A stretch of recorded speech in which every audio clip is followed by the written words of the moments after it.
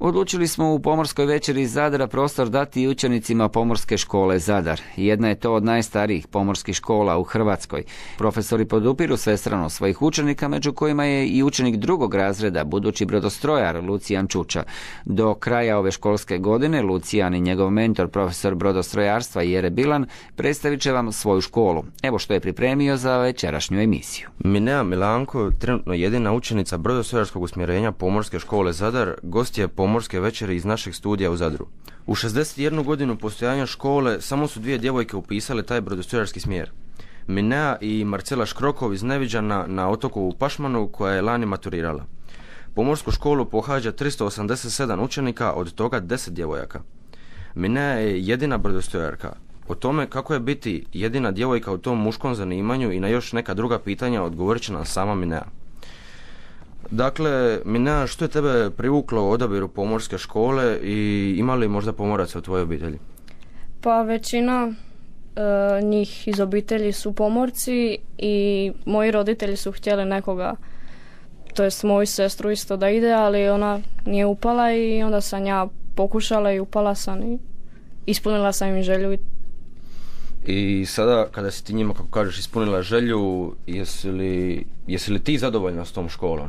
Pa jesam, ja sam na početku mislila o medicinsku, ali pošto nisam upala, upisala sam na ovu zato što je nekako bila najbolja od ostalih i onda je kao bilo u planu da se prebacim, ali nisam i drago mi je da sam ostala, ja nisam htjela otići. Znači dobro je ispalo, sviđa ti se? Da. Što kaže ženski dio obitelji na to da si ti upisala pomorsku školu? Pa svi su se začudili zato što je to neobično, ja sam prva u obitelji Milanko koja je to upisala, jedina iz sela, ajmo reći. I mislim, moj tata je bio na brodu, a ja sam bila sa majkom i onda smo mi birale što ćemo. Mislim, tu nije toliko on mogao utjecati na odluku. Ali...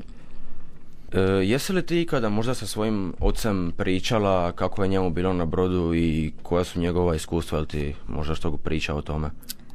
Pa je, mene to zanimalo i u vezi tih motora, on mi je pokaziva svoje papire, kako popunjavaju i dnevnike brodske naravno. Uh-huh. I to me baš dojmilo. I jedino bio je problem što je odvojen toliko dugo od nas i što svašta prožive tamo. Naporan je to posao. Da.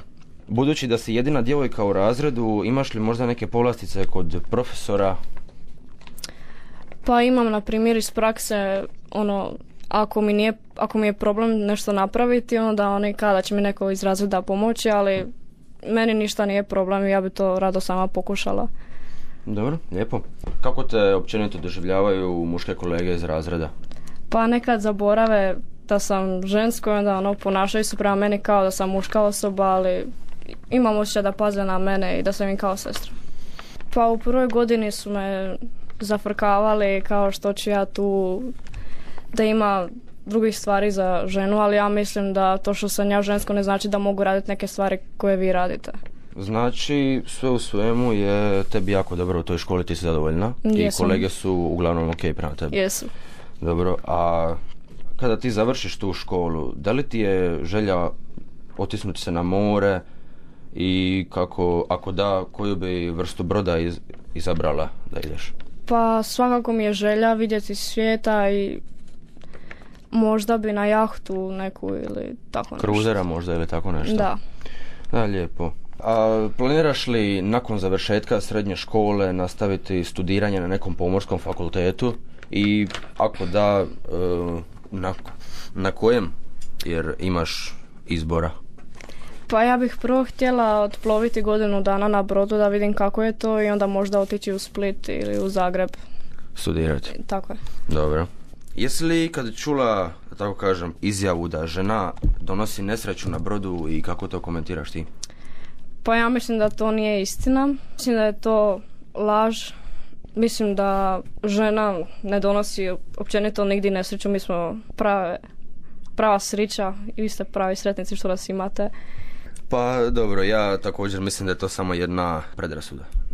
Hvala ti, Minea, što si danas pričala s nama i mi se u Pomorskoj večeri iz Zadarske pomorske škole čujemo ponovno za 5 tjedana.